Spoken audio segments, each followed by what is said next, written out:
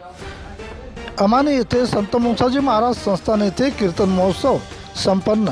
मालेगाव तालुक्यातील अमानी येथे हबप ज्ञानेश्वरी अळंदीकर यांच्या कीर्तन सेवामध्ये वारकरी शिक्षण संस्था गोबनी येथील सहभागी मुले तसेच पांडुरंग विद्यालय पिंपळा या शाळेच्या विद्यार्थ्यांनी सुद्धा सहभागी झाले आहेत।